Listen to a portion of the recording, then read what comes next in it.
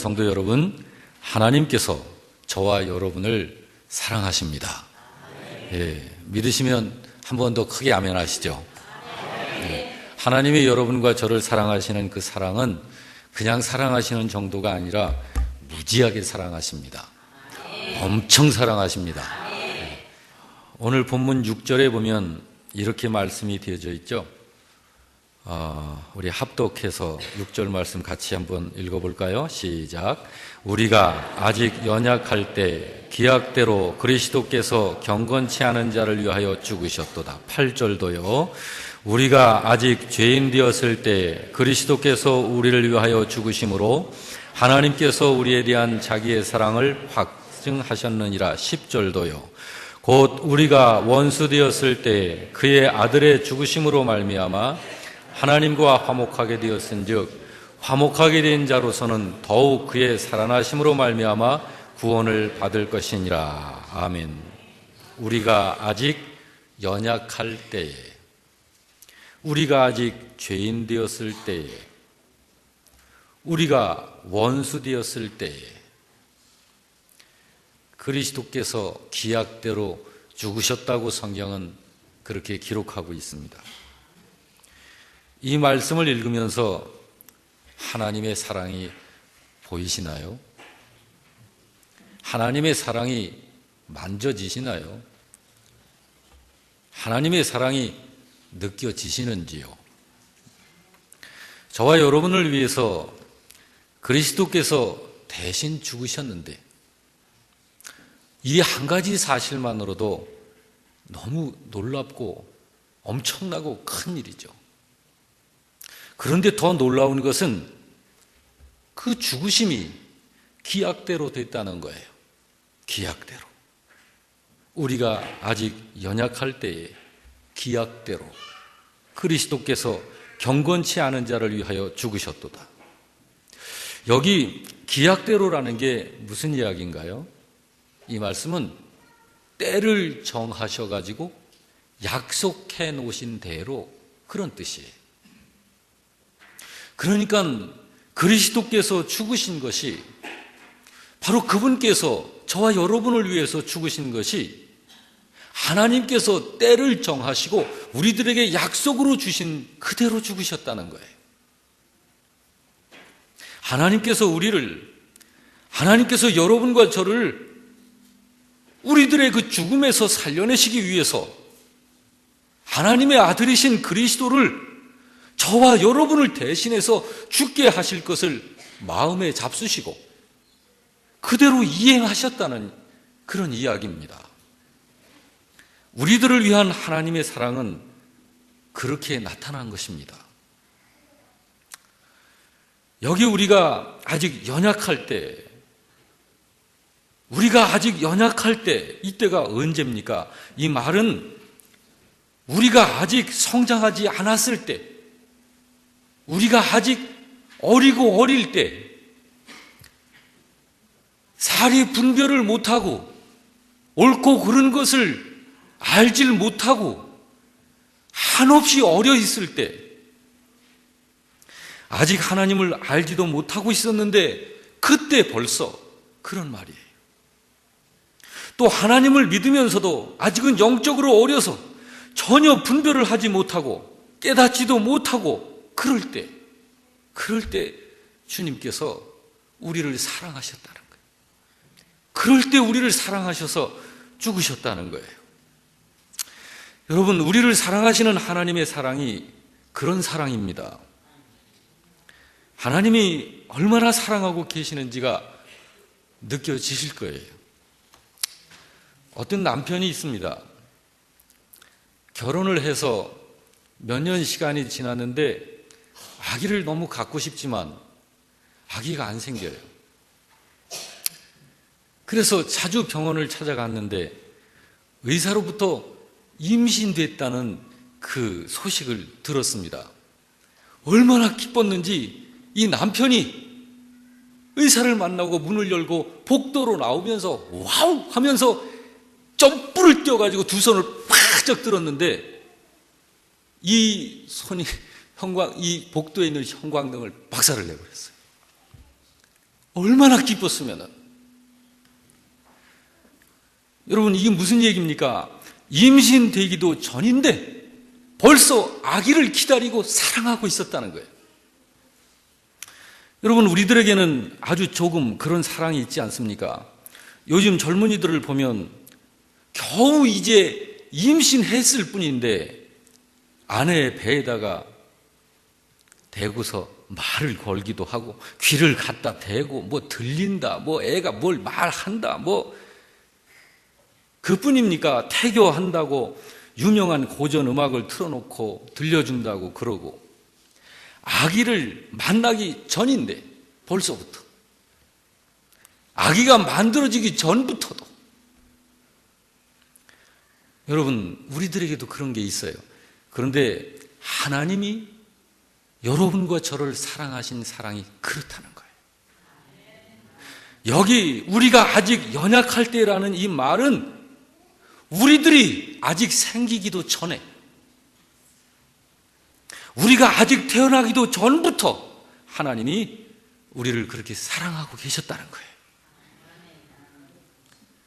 여러분, 사실은 이런 사랑이 진짜 사랑입니다. 얼마나 순수한 사랑인가 한번 생각해 보세요. 이 순수한 사랑이 점점 나이가 들고 이제 점점 커가면서 어른이 돼가면서 서서히 그 사랑의 순수성이 변해가 버리는 거예요. 한번 생각해 보세요, 여러분. 우리들이 누군가를 사랑할 때 언제가 가장 순수하게 사랑을 하던가요? 아기한테 그래요. 아기한테 그저 지저귀 차고 엄마 젖빨고 옹알이하고 그럴 때 그 아기를 사랑하는 이 사랑은 순수해요. 그냥 통째로, 그냥 그 아기 자체로. 이 사랑이 점점 시간이 가면서 계산적이고 조건적이고 따지는 사랑으로 서서히 변질되어 갑니다. 우리가 사랑을 가지고 있는데 우리가 하나님을 닮았기 때문에 그 사랑이라는 것을 좀 갖고 있는 거예요. 근데 우리의 사랑은 그렇게 부족하고 좀 완전하지 않습니다. 그렇지만 하나님의 사랑은 완전한 사랑, 최고의 사랑입니다. 하나님께서 바로 완전한 그 최고의 사랑으로 여러분과 저를 사랑하신 거예요. 우리가 아직 알지도 못하고 깨닫지도 못하고 그런 상태에 그전에 그렇게 있었는데, 하나님은 벌써 그때 우리가 그런 한없이 연약하기 그지없는 그런 상태에 있었는데도 하나님은 사랑하셨다는 거예요. 그리고 여기 8절에 보니까 하나님께서 우리를 사랑하신 사랑이 또 우리가 아직 죄인 되었을 때 사랑하셨다고 그렇게 기록하고 있습니다. 우리가 아직 죄인 되었을 때 하나님께서 우리에 대한 자기의 사랑을 확증하셨느니라. 여기 우리가 아직 죄인 되었을 때 사랑을 확증했다는 이 말은 내가 의롭기 때문에 사랑하신 것이 아니라는 거예요. 오히려 추하고 옳지 못한데도 하나님이 사랑하셨다는 거예요. 말로 다 할 수 없는 죄를 지었는데도 불구하고 하나님은 벌써부터 사랑하셨다는 거예요.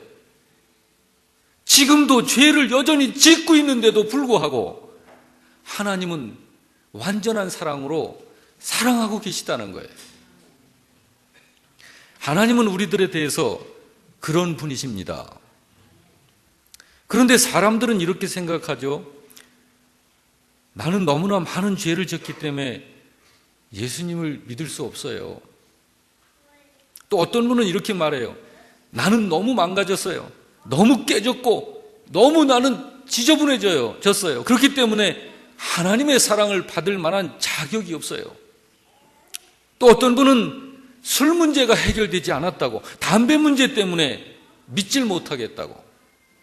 또 어떤 분은 우리는요 종갓집이거든요. 조상 제사 모셔야 하기 때문에 예수 믿을 수 없어요.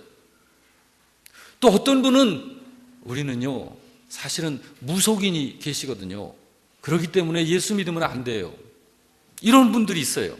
아닙니다. 하나님의 사랑은 그런 것과 상관없이 하나님은 사랑하고 계십니다. 죄인을 구원하시려는 하나님의 그 사랑은 이 세상의 어떤 모든 것을 다 초월하고 계시는 사랑이에요. 누구든지 그 사랑을 받아들여서 하나님께서 보내신 하나님의 아들 예수님을 주님으로 믿기만 하면 구원받는 거예요. 저도 무당을 전도해서 구원받게 한 사람입니다. 그 할머니가 저를 잊질 못해요. 저를 통해서 주님을 잊질 못해요. 제가 이사를 왔는데 제가 어디로 이사 갔는지 몰라가지고 십몇 년을 늘 궁금해하면서 찾았대요. 나중에 제가 그 소식을 알고 그 무당이었던 할머니를 찾아뵀는데 제 손을 붙잡고 그냥 우시는 거예요. 여러분, 종교가 달라도 그거 문제되지 않습니다.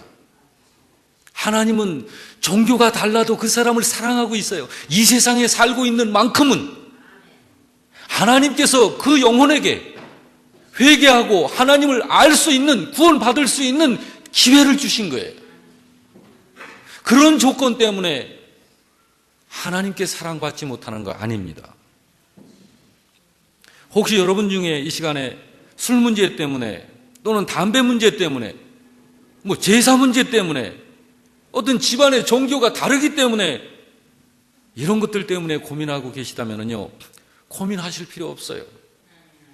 하나님께서 사랑하시는 그 사랑을 알고 하나님의 자녀가 되면은요, 이런 문제들은 서서히 자동적으로 해결되게 되어 있어요. 여러분, 목사님 되고 전도사님 되시고 이런 분들 중에서 술태백이 담배태백이 아닌 분들, 그런 분들 많습니다. 그런데 주님을 진정으로 만나고 나니까 이게 아니구나, 이런 것이 얼마나 무가치하고 이런 것들이 얼마나 쓸데없는 것인지를, 진정 영원히 가치 있는 것, 정말 나의 생명보다도 소중한 것들이 무엇인지를 알게 되면서 그런 불필요한 것들을 서서히 정리 다 하는 거예요. 그러니까 일단 예수님을 믿기 시작하는 거예요. 그게 중요한 거예요.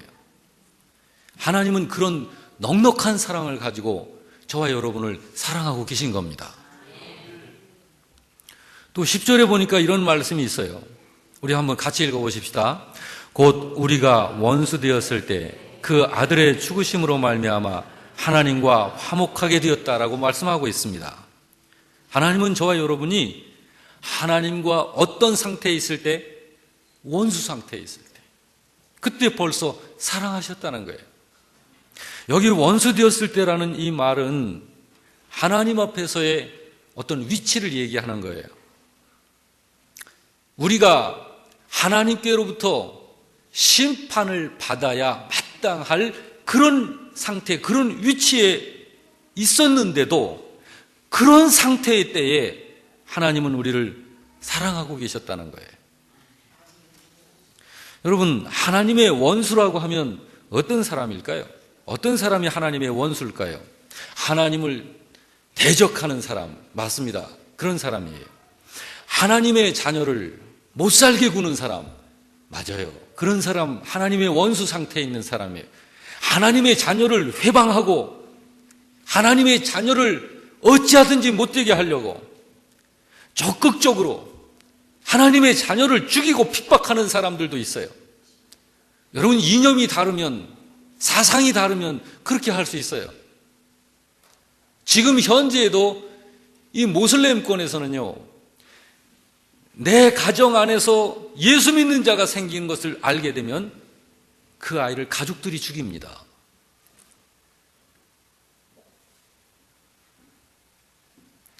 하나님과 원수 상태에 있는 어떤 그런 상태였는데도 그때 벌써 하나님은 사랑하고 계셨다는 거예요.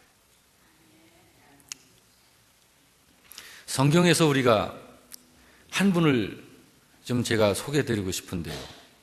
예수 믿는 사람만 찾아내서 결박하고 감옥에 가두고 이 매를 때리고 처형하는 일을 하는 사람이 있었습니다. 하나님의 원수로 살고 있는 사람이죠. 어느 날 이 사람이 예수 믿는 사람을 잡으러 다메섹이라고 하는 도시로 가고 있었어요. 그런데 그 다메섹으로 가는 길 위에서 호련히 부활하신 주님을 만나게 됩니다. 그리고 그 사람이 변화됩니다. 누군가요? 바울 사도입니다.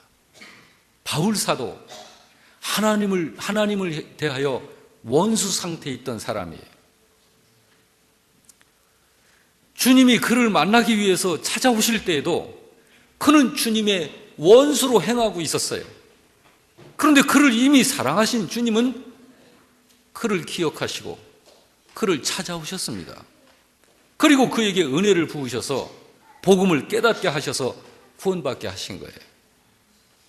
사랑하는 성도 여러분, 혹시 여러분 중에 생활하면서 살면서 정말 마음에는 원치 않았는데 넘어지고 잘못하시고 큰 실수를 하시고 그런 것 때문에 하나님은 나를 사랑하지 않으실 거야, 이렇게 생각하시는 분 계신가요?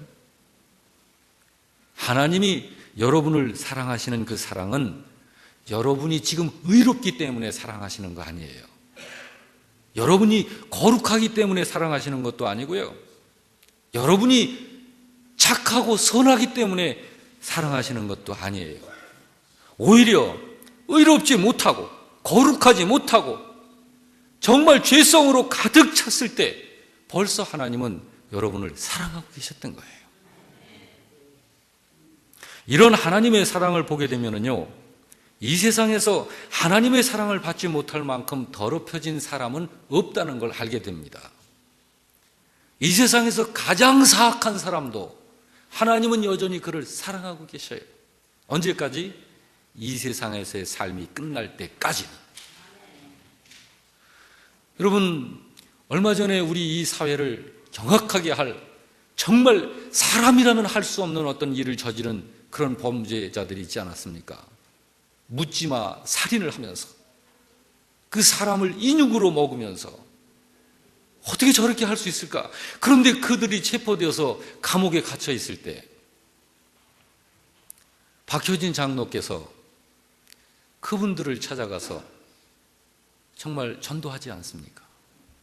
전도할 때 얼굴에 침을 뱉고 욕을 하고 발광을 하고 그랬던 그 사람들이 하나님의 복음의 말씀을 말할 때 성령님께서 역사하셔서 그들 중에서 그 감옥 속에서 사형 선고를 받고 이제 죽을 날을 기다리고 있는 그 짧은 기간에 주님을 그 속에서 만나고 자기가 했었던 모든 일이 얼마나 사악하고 끔찍한 일인지를 가슴 치면서 회개하면서 주님 영접하고 구원받은 자로서 처형된 사람들 있지 않습니까? 하나님은 사랑하고 계셨던 거예요. 이 시간에 여러분, 혹시 우리들의 과거 때문에, 여러분의 어떤 과거 때문에 하나님께 나는 사랑받지 못한다고 생각하는 분이 계시다면 하나님은 그렇지 않습니다. 여러분을 당신의 아들을 내어놓으시고 십자가에 죽이면서까지 여러분을 살려내고 싶은 하나님의 그 사랑은 지금도 계속되고 있습니다. 한 가지 좀 더 살펴보고 싶은데요, 왜 주님께서 십자가에 달려 죽으셔야만 했을까 하는 거예요. 어떤 분은 이렇게 말해요. 하나님은 전능하신 분이시라면서요. 그렇죠. 하나님은 전능하신 분이십니다. 그러면 전능하신 분이니까 죄야 사라져라 이렇게 하면은 해결되지 않을까요? 왜 아들을 보내셔가지고 그 아들을 십자가에 그 고통스럽게 죽게 하셨을까요? 여러분, 사랑은요 이론이 아닙니다. 사랑은 철학도 아닙니다. 사랑은 어떤 논리나 어떤 낭만이 아니에요. 사랑은 실제입니다. 사랑은 실제이기 때문에 사랑은 확실한 증거를 항상 갖고 있는 거예요. 그래서 우리 주님은 십자가의 죽으심을 통해서 내가 너희를 얼마나 사랑하는 줄 아느냐? 자신의 죽으심을 통하여 자기 안에 있는 우리를 향하신 그 사랑을 하나님께서는 그렇게 증명하여 보이신 거예요.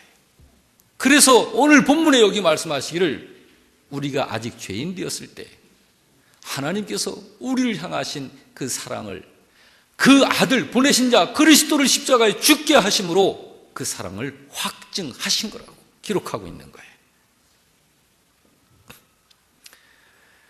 여러분, 죄라고 하는 것은 하나님이 사라져라 그렇게 외친다고 해서 해결되는 것 아닙니다. 반드시 죄값은 치러져야 하는 거예요. 그 우리의 죄값을 치르는 방법이 죽음입니다.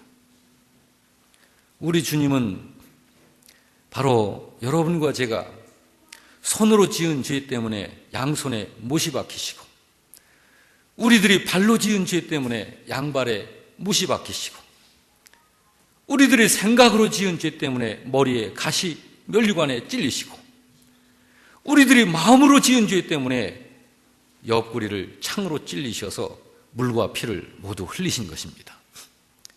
왜냐하면 죄값은 사망이기 때문에. 그러면 여러분, 그러면요, 죽어야 한다라는 것은 이해가 되는데 왜 예수님이셔야만 하는 건가요? 그거는 여러분과 저의 죄를 해결할 자격을 갖고 있는 분이 예수님 뿐이시기 때문입니다. 다른 대상들은 여러분과 저의 죄를 해결할 자격도 없고 능력도 없습니다. 그래서 사도행전 4장 12절은 이렇게 말씀하고 있는 거예요. 다른 이로서는 구원을 받을 수 없나니 천하 사람 중에 구원을 받을 만한 다른 이름을 우리에게 주신 일이 없음이니라. 구원자의 자격을 하나님께서 선언하신 거예요. 구원자의 자격은 두 가지 요건이 있습니다. 그분은 하나님이셔야 돼요. 왜냐하면 온 천지가, 모든 피조물이 그분의 것이니까요. 그러니까 그분에게 권리가 있는 거예요. 자, 그래서 하나님이셔야만 하고요. 또 한 가지, 우리를 구원하실 구원자는 사람이셔야 됩니다. 왜냐하면 죄를 지은 장본인이 사람이기 때문에. 그러므로 하나님이시면서 동시에 사람이셔야 하는 이 두 자격을 가지신 분이 구원자가 되시는 거예요. 그분이 누굽니까? 예수님 한 분밖에 없는 거예요. 만약에 예수님이 여러분과 저처럼 사람이 되신 후에 죄인이라면 그분은 자격이 없는 거예요. 그러므로 여러분 히브리서 4장에 보면 이 땅에 사람의 몸을 입고 오신 바로 그분, 태초에 말씀으로 계셨던 그분께서 육신을 입고 우리 가운데 오신 그분은 우리와 같은 사람이로되 죄가 없으시니라. 죄가 없는 분이에요. 죄가 없는 완전한 사람이셔야 여러분과 죄를 대신 짊어지시고 우리의 죄를 가지고 가셔서 죄를 청산하시고 사망 권세를 깨뜨리실 수가 있는 거예요. 오직 예수님만이 여러분과 저의 구세주가 되시는 분이십니다. 다른 대상은 아무리 세계 몇 대 성인 어쩌고 이야기해도 그분들은 훌륭한 죄인일 뿐이에요. 위인이라는 이름이 붙은 죄인일 뿐입니다. 하나님 앞에서는 죄인일 뿐이에요. 성경은 분명히 하나님께서 이렇게 선언하셨습니다. 다른 이로서는 구원을 받을 수 없나니 천하 사람 중에 구원을 받을 만한 다른 이름을 우리에게 주신 일이 없음이니라. 할렐루야. 그러므로 여러분, 예수님의 죽으심은 그냥 대신해서 죽으시는 그런 죽음이 아니에요. 죽음에서 살게 하는 능력이 있고 효력이 있는 죽으심입니다. 이 능력과 효력이 예수님에게만 있는 거예요. 여러분, 성경은 이렇게 기록하고 있지 않습니까? 로마서에 이렇게 기록하고 있습니다. 의인을 위하여 죽는 자가 쉽지 않고 선인을 위하여 용감히 죽는 자가 간혹 있지 않느냐. 그러나 여러분, 그런 죽음은 사람을 살려내는 죽음이 아닌 것이에요. 8절은 이렇게 말씀합니다. 우리가 아직 죄인 되었을 때 그리스도께서 우리를 위하여 죽으심으로 하나님께서 우리에 대한 자기의 사랑을 확증하셨느니라. 여러분, 제가 누구를 위해서 대신 제 목숨을 내놓고 죽으면 그 사람이 구원받게 될 수 있나요? 아니죠. 제가 그 사람을 위해서 저 자신을 포기하는 선에서 끝나는 거죠. 그러나 주님의 죽으심은 그 사람을 살리는 죽으심이다. 구원자로서의 자격이 그런 거예요. 예수님의 죽으심은 어떤 용감한 사람이 대신 한번 죽어보는 그런 기사도 정신에서 죽은 그런 죽음 수준이 아닙니다. 죄와 사망을 이기시고 그 효력을 일으킨 그런 생명의 죽음인 줄 믿으시기 바랍니다. 사랑하는 성도 여러분, 하나님께서는 우리가 아직 죄인 되었을 때, 여러분과 제가 아직 연약할 때, 우리가 하나님과 원수 되었을 때 벌써 사랑하고 계셨던 그런 사랑이에요. 바로 이 사랑이 이 세상 최고의 사랑입니다. 하나님은 저와 여러분을 지금도 그런 사랑으로 사랑하고 계신 거예요. 바로 그 사랑을 받고 있는 사람들이 지금 이렇게 하나님의 예배당에 찾아와서 믿음으로 하나님께 예배하는 거예요. 사랑하는 성도 여러분, 오늘 이 말씀을 우리가 함께 들으셨는데 그 최고의 사랑으로 우리를 사랑하시는 하나님께 우리가 감사의 마음으로 우리 다 같이 찬양을 드리면 좋겠습니다.